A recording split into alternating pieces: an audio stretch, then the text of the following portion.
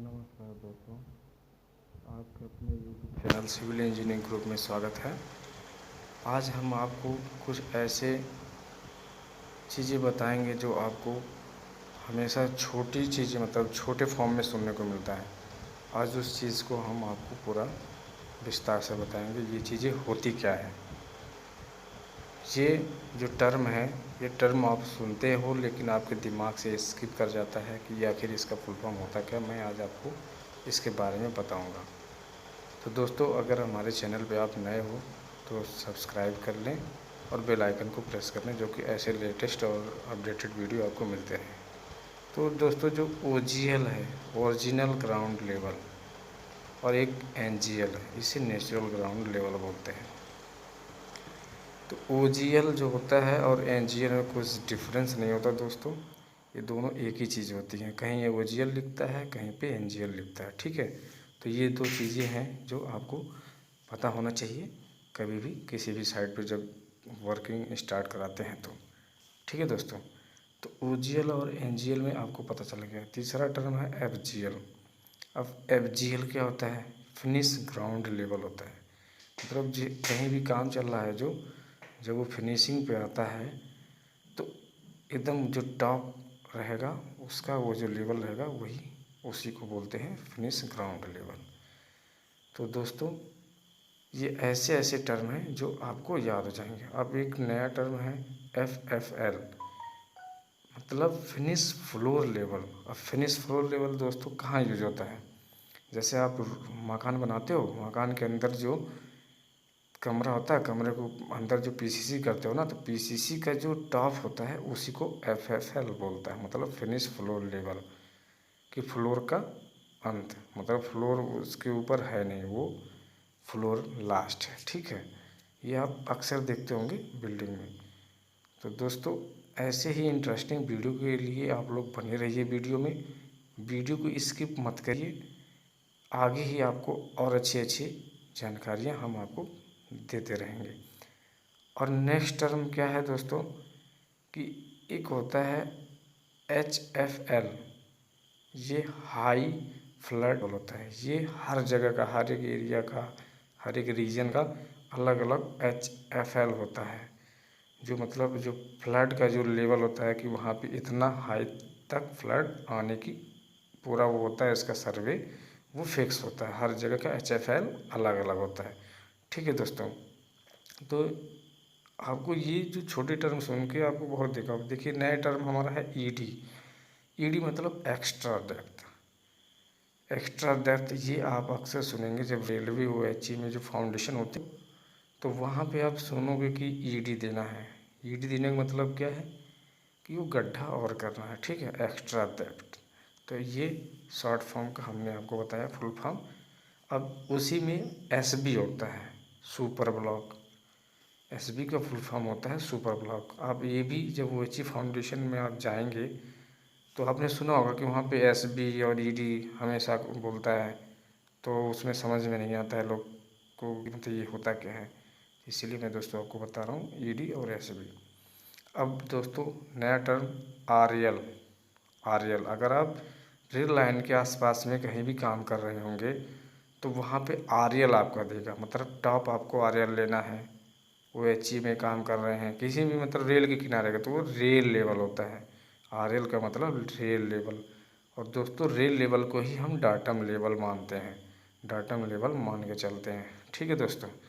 और सर्वे का जब काम शुरू होता है तो वहाँ पे हम इसको रिड्यूस लेवल बोलते हैं।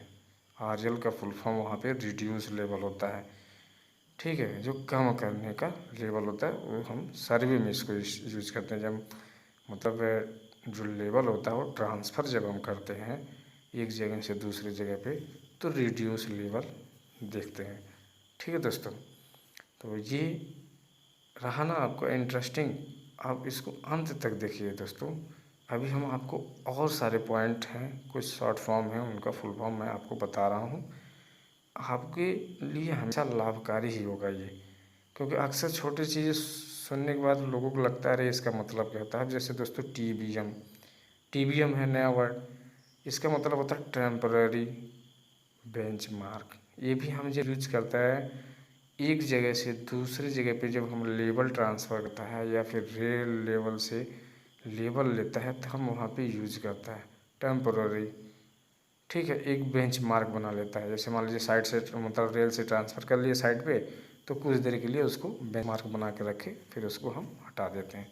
तो वही चीज़ है टेम्पोररी बेंच मार्क, जो हम लेवलिंग के कार्यक्रम में मतलब लेवल शिफ्टिंग वगैरह के लिए हम यूटिलाइज़ करते हैं। ये जो टर्मिनोलॉजी है TBM। तो दोस्तों इसको याद रखिए। अब एक है FS मतलब फोर साइड, मतलब जब हम लेवल लेते हैं जो सामने का दृश्य दिखता है, दृश्य फोर साइड मतलब दृश्य होता है। ठीक है दोस्तों, जो हम ऑटो लेवल आता है या फिर टोटल स्टेशन मशीन आती है उससे जो हम लेते हैं, जो सामने से दिखता है वो पॉइंट हमारा फोर साइड होता है। ठीक है दोस्तों, अब इसी में आता है BS मतलब बैक साइड। अब हम जहाँ पे मतलब ऑटो लेवल पे खड़े हैं, सामने का बिंदु हो गया फोर साइड, और अगर वही पीछे करेंगे तो बैक साइड हो गया। अब उस पॉइंट को हम लोग क्या बोलते हैं, इंटरमीडिएट साइड। ठीक है दोस्तों, और FS और BS के बीच में ही हमेशा इंटरमीडिएट साइड होता है। क्यों? अब देखिए PB मतलब प्लिंथ बीम। अक्सर हम लोग जब बिल्डिंग विल्डिंग कराते हैं तो वहाँ पे PB सुनते रहते हैं। कोई बोल दिया PB हुआ कि नहीं हुआ तो हम लोग जानकारी नहीं दे पाते। उसका फुल फॉर्म यही होता है, प्लिंथ बीम। ठीक है दोस्तों, और हम आपको वही बता रहे हैं कि जो कमरा होता है, जब हम लोग फाउंडेशन करते हैं, कॉलम उठाते हैं, तो उसमें हम 2 से 2200 या 2300 mm ऊपर जाने पे हम देते हैं। अब TB क्या होता है, टाई बीम हम कहाँ उपयोग करते हैं, जैसे जब हम मकान बनाते हैं तो खिड़की मतलब जो डोर और विंडो लगाते हैं तो उसके ऊपर ही टाई बीम रहता है पूरा बांधने के लिए, उसको हम टाई बीम बोलते हैं, या उसको हम शॉर्ट फॉर्म में TB बोल सकते हैं। ठीक है दोस्तों, तो TB मतलब टाई बीम। अब देखिए नया एक टर्मिनोलॉजी है PCC, मतलब इसका फुल फॉर्म क्या होता है, प्लेन सीमेंट कंक्रीट। प्लेन मतलब साधारण तो मतलब सिंपल सीमेंट और कंक्रीट का मिक्स हो, उसी को हम प्लेन सीमेंट, मतलब ये ऐसे आप समझिए जिसमें सरिया का मिश्रण ना हो, उसे हम प्लेन सीमेंट कंक्रीट बोलते हैं, यानी PCC बोलते हैं। ठीक है, अब दूसरा टर्म है RCC, मतलब रेनफोर्समेंट सीमेंट कंक्रीट। जो हम लोग कंक्रीट बनाते हैं, अगर उसमें सरिया यूज है, मतलब जो भी हम कास्टिंग जब करते हैं तो उसमें सरिया यूज है, तो हमको RCC बोलते हैं कि मतलब हम RCC के लिए बना रहे हैं, ये हमारा RCC मटेरियल है। और जब सरिया यूज नहीं होगा तो वो हमारा PCC होता है। ठीक है दोस्तों, तो ये चीज़ें देखिए, बहुत ही इंटरेस्टिंग वीडियो है दोस्तों, इसको आप लास्ट तक देखिए, आपको एक नई चीज़ें सीखने को मिलेगी कि मतलब ये सब चीज़ें हमने सुना है, जाना है। रेनफोर्समेंट आप अगर नहीं समझ पा रहे हैं तो इसको ही स्टील बोलते हैं, सरिया बोलते हैं, कहीं कहीं रॉड बोलते हैं। तो ये रेनफोर्समेंट टेक्निकल वर्ड है जो कि आपको डिफ़िकल्ट ना लगे। अब जैसे दोस्तों सीमेंट हमारा क्या होता है, जैसे जनरली हम लोग PPC या OPC, अभी देखिए ग्रेडिंग के आधार पर ये 43 ग्रेड में PPC और OPC हम लोग यूज करते हैं। तो PPC क्या होता है, PPC का फुल फॉर्म क्या होता है दोस्तों, ये होता है पोर्टलैंड पोजोलाना सीमेंट।